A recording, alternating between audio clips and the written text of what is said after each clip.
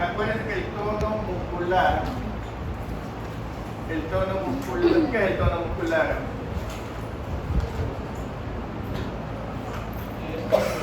La capacidad del músculo de estar Semicontraído. Ya, el tono muscular es un estado de semicontracción en el que están los músculos en reposo. ¿Ya? O sea, que no es algo voluntario, sino que cuando los músculos están normalmente en reposo, no están en realidad completamente relajados. Los músculos están, cuando están en reposo, están parcialmente contraídos. ¿Por qué están parcialmente contraídos? Para mantener la postura. Porque si no, entonces si todos mis músculos estuvieran relajados, yo no estaría aquí de pie, sino que estaría echado en el suelo, ¿no es verdad? No es lo mismo estar sentado que estar... Como al- ¿Sí? Entonces, los músculos normalmente están en un estado de semicontracción. Ahora, tomen en cuenta algo, el estado de semicontracción no quiere decir que cada fibra muscular está medio contraída, porque las fibras musculares no pueden estar medio contraídas, porque cada fibra muscular responde a una fibra nerviosa. Y las fibras nerviosas son las terminaciones axónicas de una neurona. Y las neuronas, como ustedes saben, obedecen una ley que se llama la ley del todo o nada. Las neuronas o descargan impulso o no lo descargan, pero ninguna neurona descarga medio impulso. ¿Sí? ¿Ya? Entonces, es como si yo aplasto para prender la luz. ¿Ya? Yo necesito cierta fuerza para aplastar, que sea una mínima fuerza, necesito cierta fuerza para aplastar. Si hago menos fuerza que esto, no se prende la luz. Si llego al umbral, la luz se prende, ¿verdad? Pero si yo hago más fuerza, la luz no se prende más. ¿Me explico? Entonces eso es lo que llamamos la ley del todo nada. La neurona simplemente, si llegó al umbral, descarga, y si no, no. Por lo tanto, la fibra muscular se contrae o se relaja, pero no puede hacer un intermedio. Pero como el músculo no es una sola fibra muscular, sino que son muchas fibras musculares, entonces puede ser que unas fibras estén contraídas y otras estén relajadas. Y entonces ahí es cuando decimos el músculo está semicontraído. ¿Ya? O sea, ese mismo músculo, en vez de estar funcionando al 100%, está funcionando al 50, al 30, al 20%. Hay unas fibras que están contraídas y otras no. Y eso le permite estar semicontraído durante mucho tiempo. O sea, imagínese usted, si tuviéramos los músculos de las extremidades inferiores, tienen que estar semicontraídos para no caernos, ¿no? ¿Verdad? Entonces, imagínense que los tuviéramos completamente contraídos. ¿Cuánto tiempo podríamos aguantar así? No mucho. Pero podemos aguantar horas estando de pie. ¿Por qué? Porque las fibras se van alternando. Unas fibras están contraídas en un momento, luego descansan y se contraen otras. Entonces todo el tiempo el músculo está medio contraído. ¿Sí? Eso es el tono muscular. Eso es necesario para mantener la postura. Pero la regulación del tono muscular se hace en los mamíferos a través de dos núcleos diferentes. Uno para controlar a los músculos flexores y otro para controlar a los músculos extensores. ¿Ya? Porque eso depende de cuál sea la postura típica de cada especie. O sea, un perro habitualmente está parado en cuatro patas.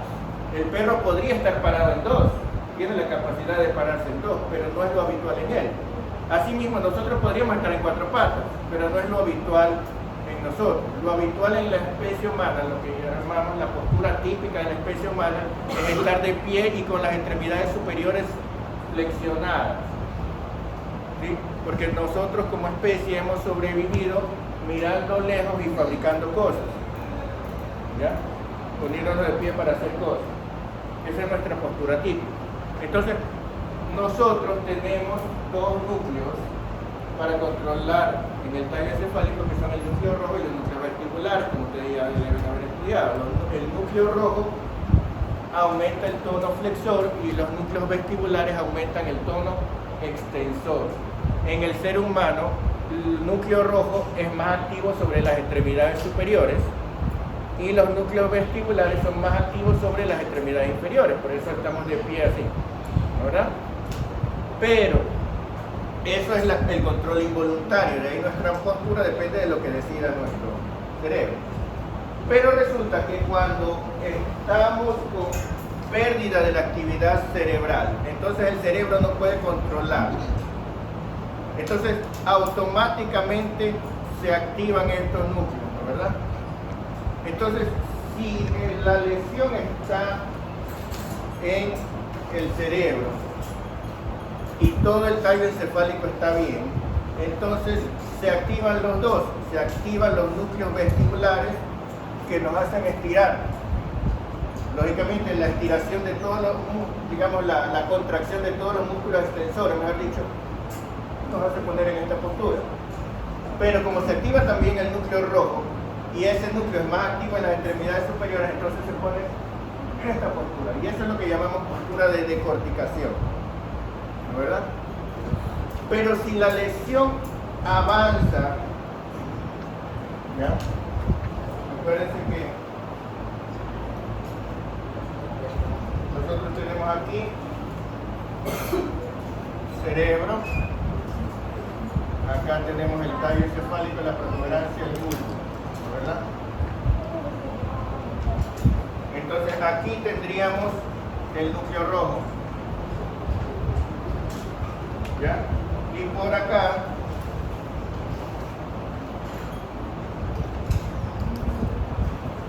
tenemos a los núcleos vestibulares.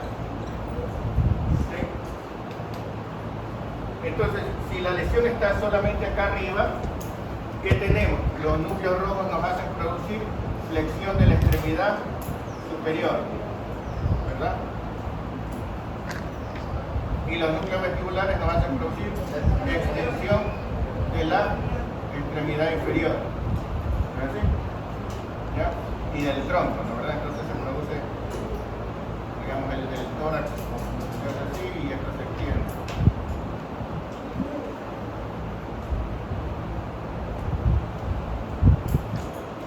¿Ya? Esto lo hace el núcleo rojo, esto lo hacen los núcleos vestibulares, ¿verdad?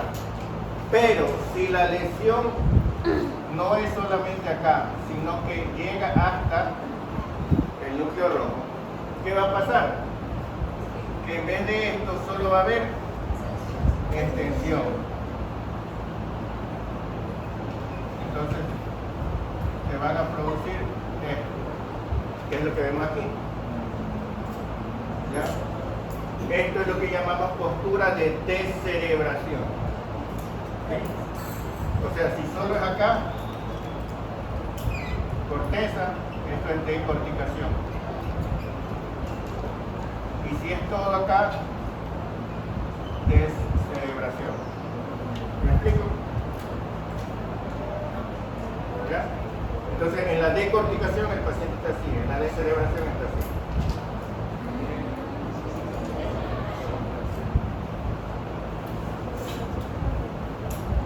Pero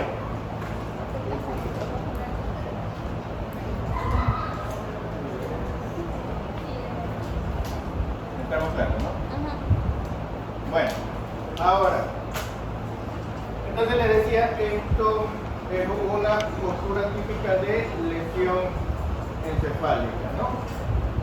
¿Ya? Que como les decía, lo pueden ver en diversos, lo pueden ver en la encefalopatía bilirrubínica, en la hipoxia, en la enfermedad de hipoxia isquémica, lo pueden ver en... Sí. Ya saben ustedes cómo se mide el perímetro encefálico, ¿verdad? ¿Eso está bien o mal?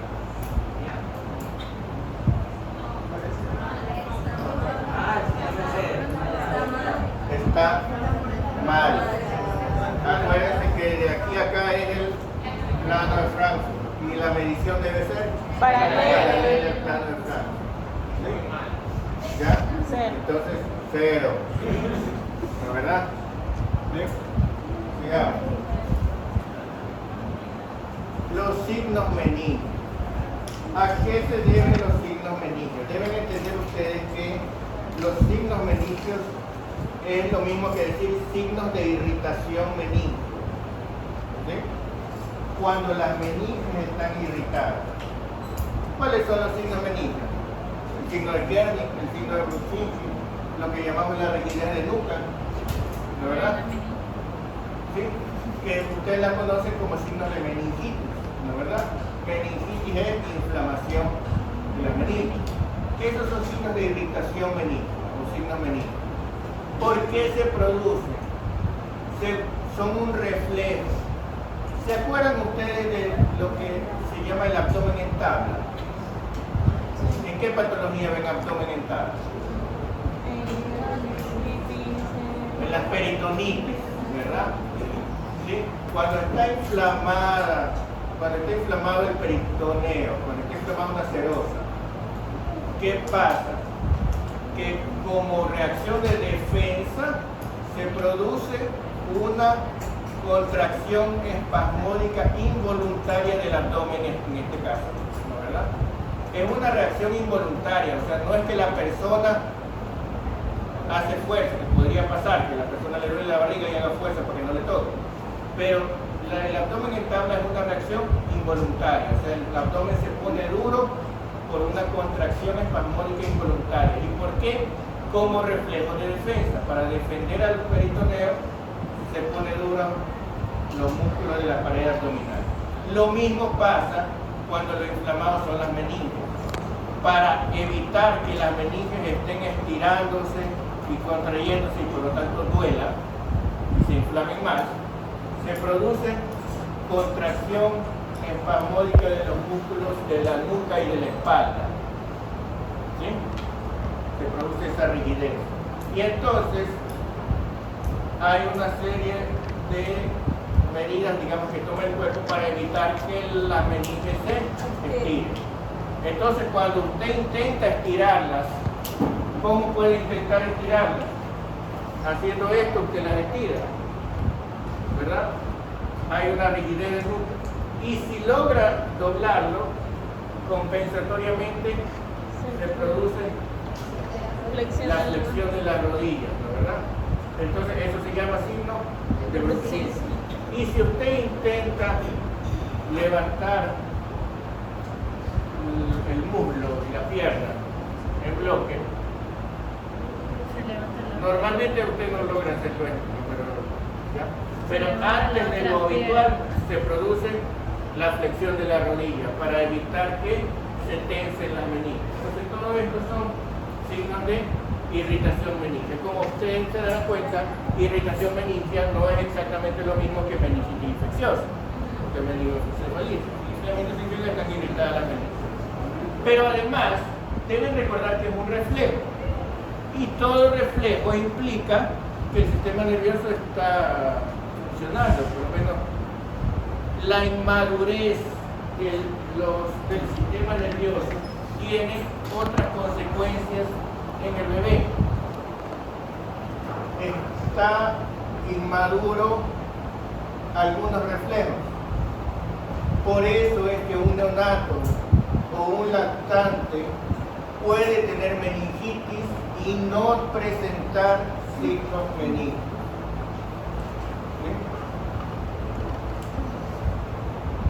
O presentar los signos meningios pero de manera muy tardía, ¿sí? Muy leve o muy tardía. O sea, que cuando tenga signos meningios ya esté a 5 minutos de morirse, ya sea muy tarde para diagnosticar. ¿Estamos claros? ¿Sí?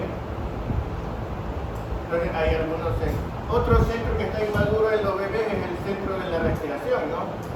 En los prematuros, sobre todo, por eso se pueden producir las apneas del prematuro, ¿verdad? ¿Qué es una apnea?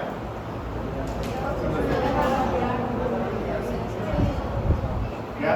En el neonato se dice más de 20 segundos de respirar porque los neonatos pueden hacer pausas respiratorias breves, ¿sí? Precisamente por esa inmadurez. pero ya se lo considera apnea en el prematuro o en el neonato cuando es más de 20 segundos de pausa respiratoria o cuando se añade bradicardia. ¿Sí? ¿Ya? Bueno, pero les decía, puede haber signos de meningitis sin signo meningio. Entonces imagínense, en un neonato, en un recién nacido, puede haber meningitis sin fiebre y sin signo meningio. Y lo que normalmente nos hace sospechar meningitis es fiebre y signo meningio. ¿Ya? ¿Sí? Entonces, estamos claros, ¿no? ¿Ya? ¿Sí? Por eso es que en un neonato, solamente con el hecho de tener signos muy inespecíficos como rechazo a la succión, anorexia, etc., uno que otro vómito, ¿ya? ¿Sí? Usted debe sospechar sepsis y debe empezar a buscar en todos lados alguna infección. Y sobre todo en la sepsis tardía, porque la sepsis temprana es más infrecuente que haya meningitis. En la sepsis de un niño de una semana o más de vida, usted debe obligatoriamente hacer una punción lumbar. ¿Sí? Así no tenga nada más. ¿Ya? Entonces, tenemos un niño de 10 días de vida que inexplicablemente empieza a verse mal, a estar con deterioro de conciencia, a rechazar a la succión, a no poder, ¿no? Empieza a verse lo decaído, solamente con que, por eso le digo, los neonatólogos son así, la mamá le dice, algo raro tiene mi hijo, mándele a hacer hemocultivo contracultivo, porque están acostumbrados a esto. Esto puede pasar. Pero el niño puede tener una meningitis, una sepsis, solamente por verse mal. ¿Ya? ¿Ya? ¿Estamos claros, no? Y cuando el niño tiene fiebre, cuando el neonato tiene fiebre, solamente por eso ya se investiga como sepsis.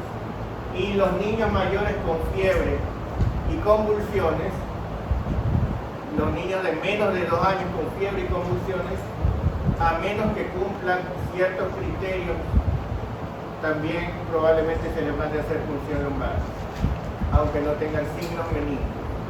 ¿Sí? ¿Ya? Cuando hay que tomar en cuenta que muchos niños tienen lo que se llama convulsiones febriles simples, como les decía, solo por el hecho de tener fiebre pueden convulsionar. Entonces hay que diferenciarlos de la meningitis, eso puede ser un problema. Entonces, ¿cómo diagnosticar convulsiones febriles simples? Para diagnosticar convulsiones febriles simples hay que reunir varios criterios. ¿Ya? Primero, las convulsiones febriles simples son convulsiones generalizadas, o sea, son convulsiones tónico-clónicas generalizadas, no puede ser una convulsión parcial. Si solo convulsiona un brazo o solo convulsiona la mitad del cuerpo, eso no puede ser una convulsión febril simple. ¿Ya? Segundo,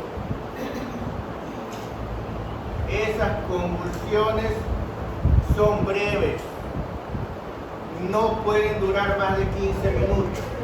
La mayoría no van a durar más que un par de minutos. ¿Sí? La mayoría no van a durar más que 1, 2, 3 minutos. Pero se acepta hasta 15 como máximo. No pueden durar más. ¿Sí? Tercero, este paciente tiene fiebre alta. No es que primero convulsiona y luego le da fiebre. No, este paciente en el pico febril hace la convulsión. ¿Ya? Llega la fiebre al máximo y ahí convulsiona.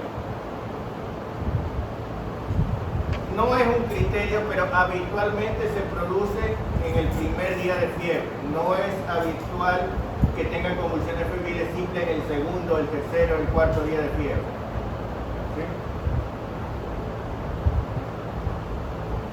¿Ya? Y cuando se produce generalmente es porque antes han tenido una fiebre muy leve y cuando hacen la fiebre alta ahí hacen las convulsiones. Pero normalmente no, normalmente es el primer día que hacen fiebre, hay convulsión. ¿Sí? Otro criterio, este paciente tiene una edad entre 6 meses y 5 años. ¿Sí? El criterio es entre 6 meses y 5 años. Excepcionalmente se han descrito convulsiones febriles simples en niños hasta de 3 meses o en niños hasta de 6 años, pero eso es una excepción. El criterio habitual es entre 6 meses y 5 años.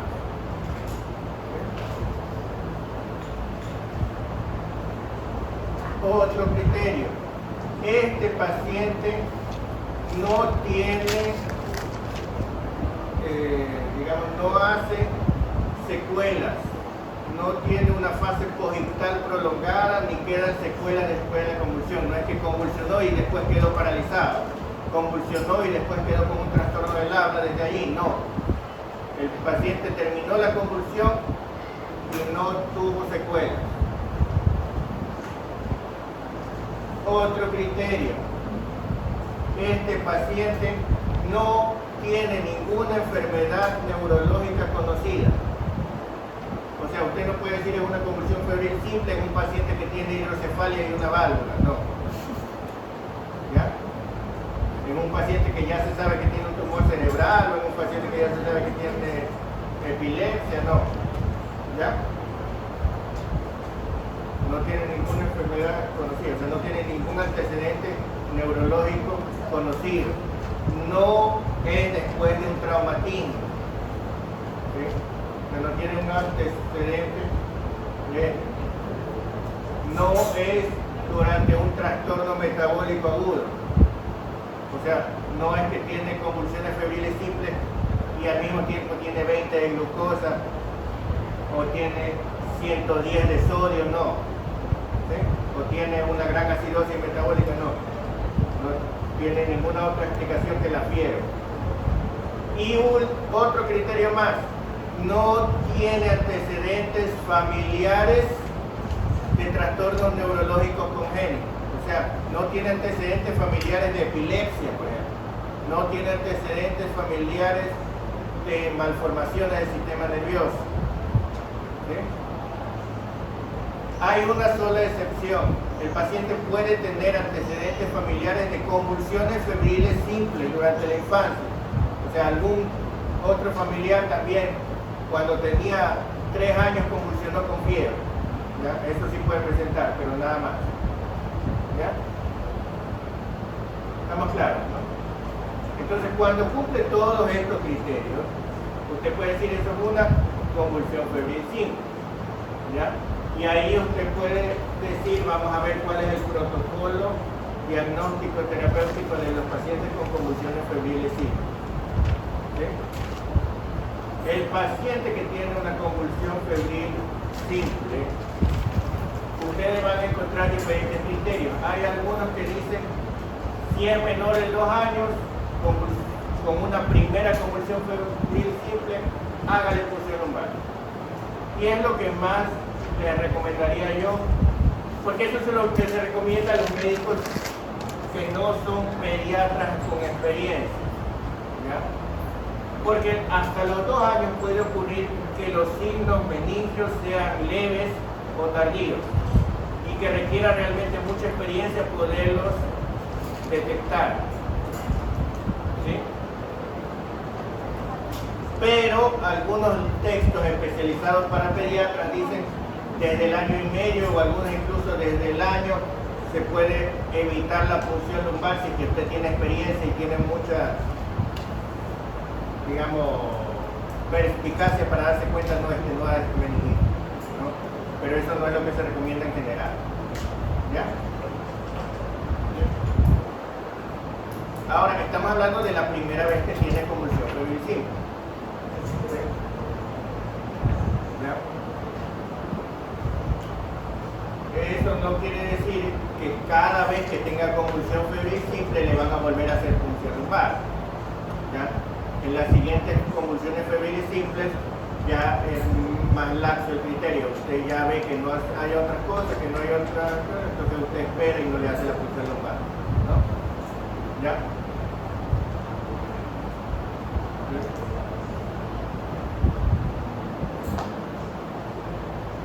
Todo esto por el riesgo de que tengamos una meningitis y no la diagnostiquemos porque no hay signo de meningitis, ¿verdad? ¿Ya? Entonces miren que es diferente. En neonatos, solamente con que esté medio así, ya hasta los 2 años en lactante, entonces uno ve si es febril simple, no es febril simple, si lo hacemos no lo hacemos. Ya después de los 2 años, ya debería tener fiebre y signo meningo para sospecharse meningitis. Ahí ya solamente podría ser que no tenga fiebre, que no tenga signo meningo, si es que tiene alguna patología concomitante, por ejemplo, que sea un malnutrido grave que no hace fiebre, ¿no? ¿Ya? Bueno, estamos claros, ¿no? Bueno, continuemos. Muy bien. A ver, doctor, lea. Caso lactancia femenina de 1 año y 6 meses de edad. Presenta convulsiones y deformidad craneal progresiva. Muy bien, vamos a ver. A ver, cuéntenos qué ve, escriban. ¿Qué vino? Si quiere pase para que vean mejor. ¿Ah? ¿Usted quiere que le dé un curso de imagenología? ¿Cuándo inicia? Le repito desde la preparatoria. La multiplicación, división. Suma, resta, multiplicación, división, cómo sacar regla de 3, cómo poner tilde. Más fácil volvemos a nacer. Volvemos a nacer más fácil. A ver, vamos. Una tomografía axial contractada. Cerebro, Cerebro con contraste o sin contraste. sin contraste. Sin contraste, y ahí tenemos 2 ventanas. Normal ósea. ¿Cuál es la ósea? Esta de acá es la ventana ósea y esa de allá. La simple. ¿Qué ventana es? Pues? Ventana cerebral. Así como hay ventana mediastínica, ventana de tejido blando, ventana pulmonar, ventana cerebral, ventana ósea. ¿Ya? No es que toman otra tomografía, simplemente se ajustan los parámetros para que sea más fácil ver cada estructura, ¿no? Bueno, entonces, ¿qué encontramos? A ver, describa.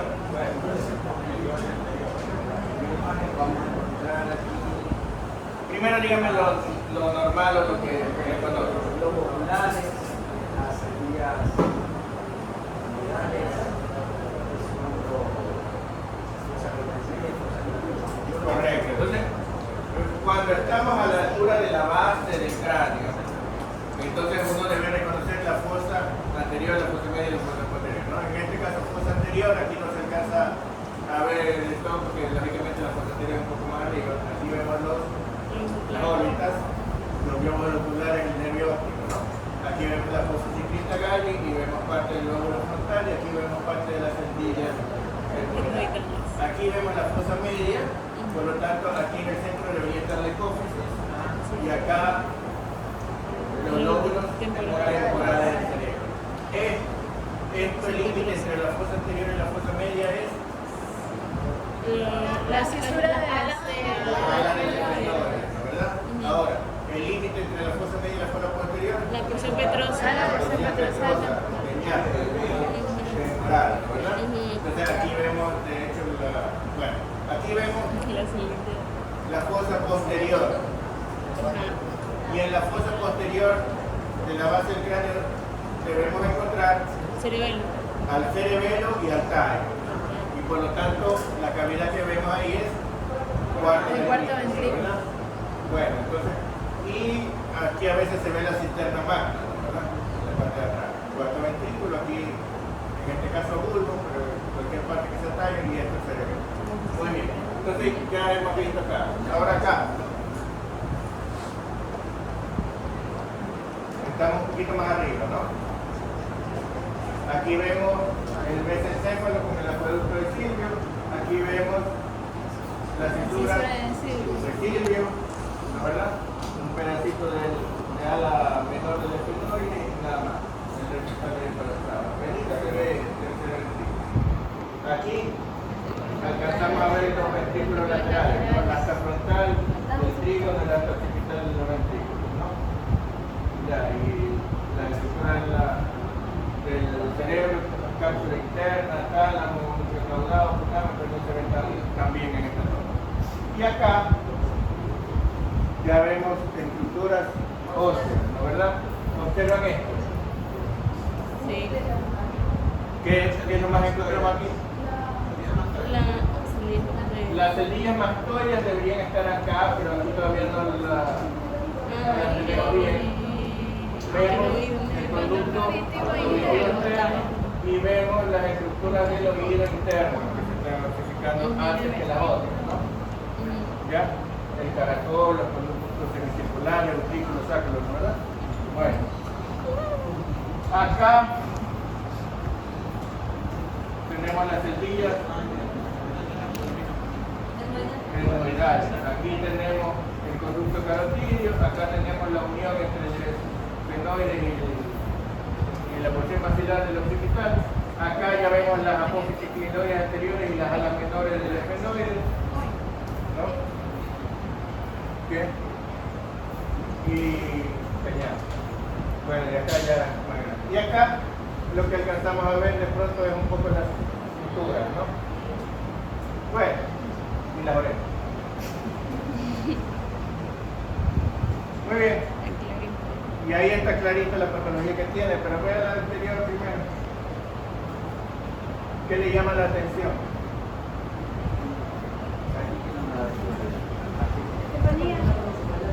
Ajá, ¿qué diría entonces? ¿Cómo describiría eso? Una plagiocefalia, ¿no? ¿Verdad que es plagiocefalia? Sí, pero no cualquier deformidad es plagiocefalia. Una plagiocefalia es cuando el cráneo es asimétrico, cuando el cráneo está inclinado hacia un lado, hacia otro, pero ocurre de un lado y está aplastado de otro. ¿Sí? Esa es una plagiocefalia. Acuérdense ustedes que nosotros podemos tener varios tipos de craneosinostosis, ¿no? ¿Verdad? Varios tipos de deformidad craneal. Si nosotros vemos así, esto sería como mirarlo desde arriba, ¿no? Ya, o sea, mirar en un cortecito. El cráneo debe ser así, ¿no? ¿Verdad? Más o menos. Entonces aquí usted puede medir y sacar el índice cefálico o simplemente a simple vista darse cuenta si el cráneo está muy alargado. Esto se llama dolicocefalia, porque dólico significa alargado. O si el cráneo está muy aplastado, y esto se llama braquicefalia, ¿verdad? Miren que es braqui, no braquio. Braquiocefalia que a veces con braqui. Braquicefalia, ¿no? ¿Ya? Sí, visto del lado, de lado, de frente, el cráneo está muy alto, ¿no? ¿Ya? Esto se llama turricefalia, acrocefalia, oxicefalia. ¿No? ¿Sí? ¿Ah?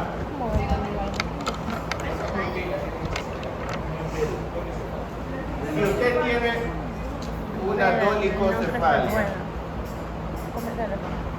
la forma más común y más extrema de dolicocefalia hace que el niño se vea así.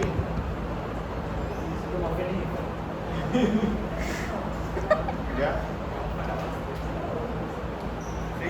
Incluso con un pequeño relieve aquí,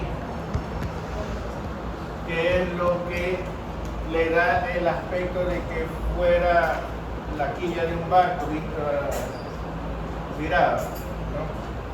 Entonces esto es lo que le llaman escafocefalia. Escafo significa barco, pero es un tipo de dolicocefalia. ¿Sí? ¿Ya?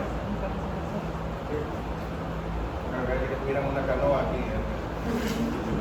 Canocefalia. Ya, esto es lo que se llama escafocefalia. ¿Sí? Entonces, esto se llama turricefalia, acrocefalia o también oxicefalia. ¿Sí? Hay algunos que distinguen una de otra, pero prácticamente es lo mismo. ¿Ya?